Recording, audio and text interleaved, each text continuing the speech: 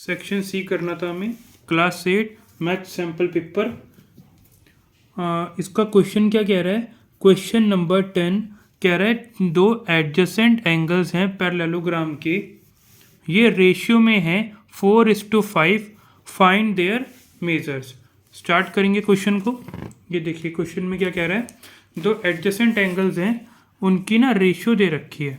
मैंने यहाँ पर पैरेललोग्राम बना लिया, ये रहा, ठीक है। इनकी रेशियो दे रखी थी हमें, तो मैंने उन एंगल्स को क्या मान लिया, 4x और 5x।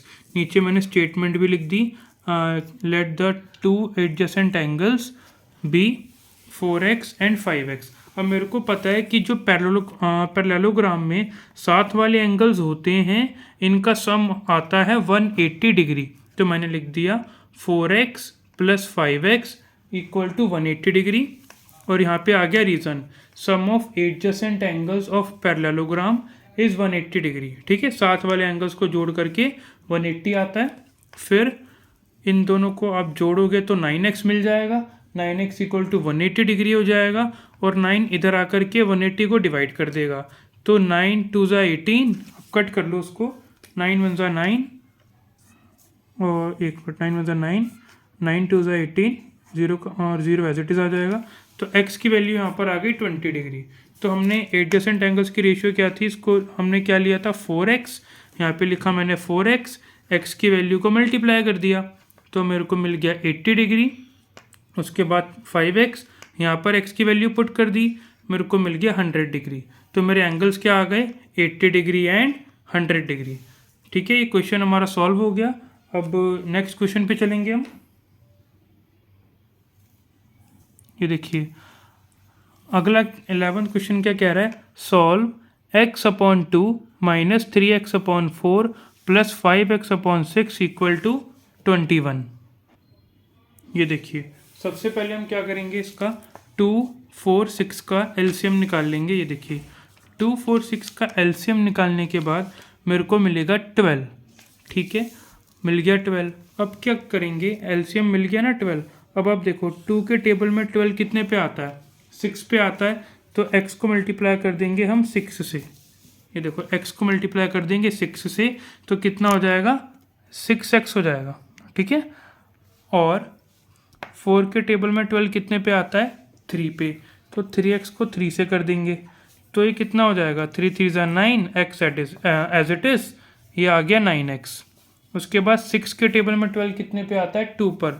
तो इसको कर देंगे 2 से, मल्टीप्लाई करने पर इन दोनों को क्या आ गया, 10x आ गया। उसके बाद नेक्स्ट स्टेप में क्या होगा, 6x 10x को प्लस करो, 16x हो गया, 9x एज इट इज़ आया = 21। अब होगा क्या, देखो 16x और 9x, इसको सॉल्व करो, कितना हो गया, 7x हो गया। और ये जो 12 था डिवाइड में, ये 21 के साथ मल्टीप्लाई हो जाएगा दरा के। ठीक है, नेक्स्ट स्टेप में क्या होगा, 7x एज इट इज़ आया, इसको आप मल्टीप्लाई कर लो, 252 मिलेगा। नेक्स्ट स्टेप में क्या होगा, ये जो x के साथ 7 है, ये 252 को आकर के डिवाइड कर देगा। डिवाइड करने पे आप देख लो, हमें 36 मिलेगा। तो x की वैल्यू हमारी इसमें 36 आ जाएगी। अब क्वेश्चन नंबर 12 पे चलेंगे। ये देखिए क्या कह रहा है क्वेश्चन 12 में। क्वेश्चन 12 में क्या रहा है, find the value of x in Pythagorean triplet. Find the value of x in Pythagorean triplet 6, x, 10। ये देखिए 6, x, 10। सबसे पहले आप क्या करो, कभी भी पाइथागोरियन ट्रिपलेट में आपसे ऐसे बोल दें कि x की वैल्यू निकालो, कोई भी इन तीनों में से कोई भी एक जगह आपको x दे दें, y दे दें, कुछ भी दे दें, आप कैसे निकालोगे, इसको ले लो a, इसको ले लो b, इसको ले लो c। यहाँ पर मैंने ऐसे लिखा है। फिर ना एक पाइथागोरियन ट्रिपलेट रूल होता है, क्या होता है, a² + b² = c²। a² + b² = c²। a की जगह a की वैल्यू डाल दी तो 6² हो गया। उसी तरह ये x² हो गया, उसी तरह ये 10² हो गया। 6 का स्क्वायर क्या होता है, 36। x का स्क्वायर क्या होता है, x²। 10 का स्क्वायर क्या होता है, 100। उसके बाद 36 इधर प्लस में है, इधर आकर के माइनस में आ जाएगा। तो 100 और 36 को सब्ट्रैक्ट कर दोगे तो आपको मिलेगा 64। ठीक है, एक्स स्क्वायर इक्वल टू कितना हो गया 64। आगे देखते हैं क्या होगा इसमें। अब आप देखिए एक्स स्क्वायर इक्वल टू, ये 64 किसका स्क्वायर है 8 का स्क्वायर है, स्क्वायर से स्क्वायर कट हो गया, एक्स की वैल्यू क्या आ गई 8 आ गई। ठीक है, ये वाला क्वेश्चन भी यहाँ पर ख़त्म होता है। नेक्स्ट देखते हैं। देखो ये रहा, इसका एक ऑप्शनल भी है, एक और क्वेश्चन है इसका और में। देखो स्क्वायर रूट 1.21 इंटू 0.09। ठीक है, इसको कैसे सॉल्व करेंगे। देखो ये क्वेश्चन है 1.21 इंटू 0.09 स्क्वायर रूट लगा हुआ है इन पर। कैसे सॉल्व करेंगे इसको। देखो सबसे पहले इसका डेसिमल हटा करके नीचे 100 आ जाएगा, उसी तरह इसका डेसिमल हटा करके भी नीचे 100 आ जाएगा। अब आप देखो 121 किसका स्क्वायर है 11 का है ना, तो 11 इंटू 11 लिख दिया। 100 को कैसे लिख सकते हैं 10 मल्टीप्लाई 10। उसी तरह 9 को कैसे लिख सकते हैं 3 मल्टीप्लाई 3। और 100 को कैसे लिख सकते हैं 10 मल्टीप्लाई 10। अब 11 दो बार था, एक बार बाहर आ गया। 10 दो बार था, एक बार बाहर आ गया। 3 दो बार था, एक बार बाहर आ गया। 10 दो बार था, एक बार बाहर आ गया और स्क्वायर रूट हट गया। 11 3 सा 33 हो गया, 10 10 सा 100 हो गया। ठीक है, 2 जीरो की डेसिमल लग गई। अब 0.33 इसका आंसर हो गया। नेक्स्ट क्वेश्चन पे चलते हैं।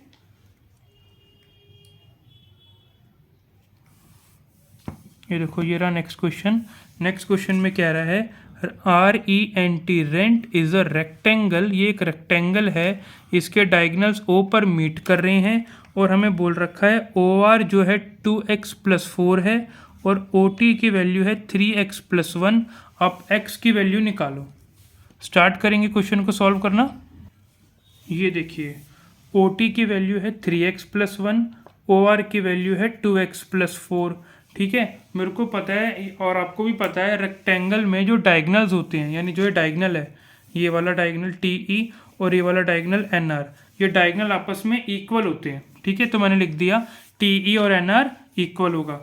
उसके बाद क्या, उसके बाद ये एज वी नो दैट जो डायगनल्स होते हैं ना रेक्टेंगल के, वो एक दूसरे को बाइसेक्ट भी करते हैं। यानी कि जो ये डायगनल इसका बन रहा है, ये वाला इसके इक्वल होगा और ये वाला पार्ट इसके इक्वल होगा। देखो दोबारा बताता हूँ, जैसे मान लो ये एक रेक्टेंगल बन रहा है ऐसे, और इसके हमने अंदर डायगनल बना दिया ऐसे यूँ करके, तो जो ये वाला पार्ट है वो उसके इक्वल होगा, जो ये वाला पार्ट है वो इसके इक्वल होगा। तो डायगनल्स ना बाइसेक्ट करते हैं आपस में। तो उसके बाद क्या होगा, जो ये OT है ये OE के इक्वल हो जाएगा, जो ON है वो OR के इक्वल हो जाएगा। ये लिख दिया मैंने। ठीक है, तो अब इसको आगे सॉल्व करते हैं। जैसा मेरे को पता है TE और NR ये रहा ऊपर इक्वल था। अब मैं क्या करूं, दोनों का अगर हाफ कर दूं दोनों का, तो TE का हाफ क्या लिख सकता हूं मैं, जो ये TE है इसका हाफ क्या लिख सकता हूं मैं OT, और जो NR है इसका हाफ क्या लिख सकता हूं मैं OR। तो मैंने ऐसा ही करा, इसकी जगह OT आ जाएगा, इसकी जगह OR। OT की वैल्यू क्या गिवन है हमें, अब देखो OT की वैल्यू गिवन है 3x - 1 और OR की वैल्यू क्या गिवन है 2x + 4। ये हो गया। अब इसको आगे यहाँ पर सॉल्व करेंगे। देखो 3x - 1 इक्वल है 2x + 4 के। ये जो 3x है ये 2x इधर आकर के सब्ट्रैक्ट हो जाएगा और ये जो -1 है राइट हैंड साइड में जाकर के ऐड हो जाएगा। 3x - 2x x आएगा, 4 और 5 9 हो जाएगा। ये क्वेश्चन भी फिनिश हो गया हमारा। अब देखो जो उसका नेक्स्ट क्वेश्चन है आप ट्राई कीजिएगा, अगर आपको नहीं आता तो आप कमेंट कर दीजिएगा। ये और वाला क्वेश्चन है चॉइस वाला, अगर आपको नहीं आता आप कमेंट कर देना, मैं वीडियो बना दूंगा इस क्वेश्चन पर। आगे चलते हैं। ये देखो क्वेश्चन कह रहा है find the least number by which 300 must be multiplied to make it a perfect square number. यानी जो 300 है हम उसमें क्या मल्टीप्लाई करें जो ये एक परफेक्ट स्क्वायर नंबर आ जाए। आइए सॉल्व करते हैं इस क्वेश्चन को। ये देखिए सबसे पहले फर्स्ट ऑफ ऑल हमने 300 का एलसीएम निकाल लिया। ठीक है, एलसीएम निकालने के बाद मेरे को क्या मिला, 2 2 3 3 एंड 5 ये मिला मेरे को। तो मैंने देखा 2 और 5 तो पेयर में है, 3 का पेयर नहीं बन रहा, तो मैंने लिख दिया 3 पेयर में नहीं है, और 3 पेयर में नहीं है इसलिए 300 एक परफेक्ट स्क्वायर नंबर नहीं है। तो देखो जो पेयर में नहीं होता इसको पेयर में लाने के लिए हम एक और बार क्या करेंगे, एक 3 से मल्टीप्लाई कर देंगे, तो यहाँ पर 2 3 हो जाएंगे। तो 300 should be multiplied by 3 to get a perfect square number. ठीक है, हमें क्वेश्चन में यही पूछा था कि वो कौन सा लीस्ट नंबर है जिससे हमें मल्टीप्लाई करना है, तो वो क्या है 3। आप देखो 300 को जब 3 से मल्टीप्लाई करेंगे तो देखो 900 आ जाएगा, और ये एक परफेक्ट स्क्वायर नंबर है क्योंकि इसका स्क्वायर रूट क्या होता है, 30 होता है। आगे चलेंगे।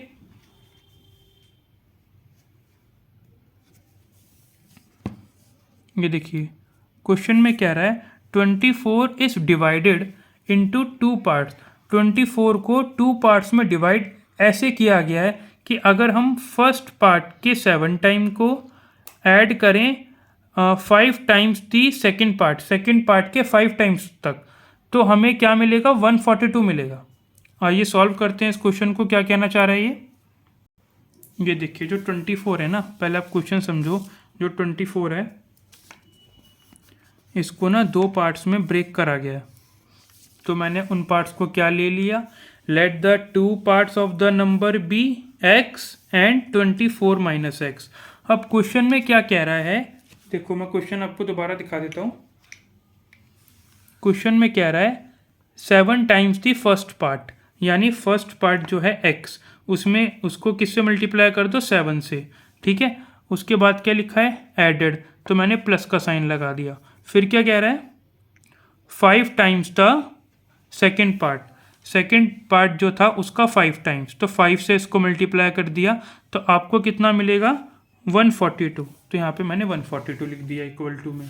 अब देखो 7 और x को आप मल्टीप्लाई करोगे 7x आएगा, उसके बाद 5 और 25 को 24 से करोगे तो 120, फिर 5 को x से करोगे तो 5x, बीच में माइनस का साइन आएगा, इक्वल्स टू 142।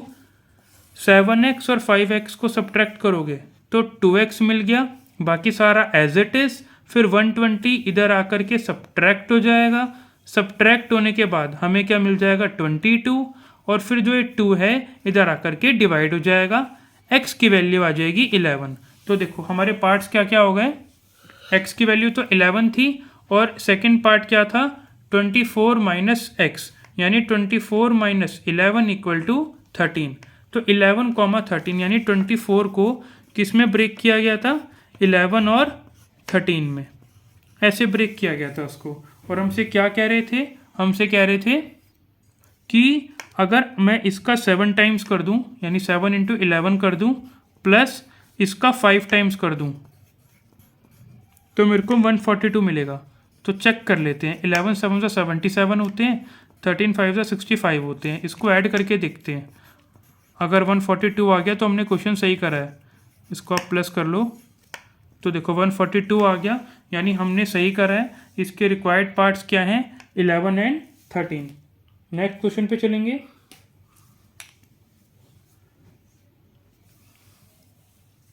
ये देखो ये रहा नेक्स्ट क्वेश्चन। इस क्वेश्चन में कह रहे हैं कि ये एक पैरेललोग्राम है, और इस पैरेललोग्राम में ये एंगल S 120 डिग्री है। आपको वैल्यू निकालनी है 2n प्लस 3c की और x माइनस वाई की। Let's start the question. ये फिगर है क्वेश्चन की। अब देखो ये 120 डिग्री है। अब मेरे को पता है पैरेललोग्राम में क्या होता है, अपोजिट एंगल्स इक्वल होते हैं। तो अपोजिट एंगल्स इक्वल होते हैं, तो ये 120 डिग्री है तो ये भी 120 डिग्री हो जाएगा। तो y कितना आ गया, 120 डिग्री। ये मैंने लिख दिया, यहाँ पर रीज़न भी लिख दिया।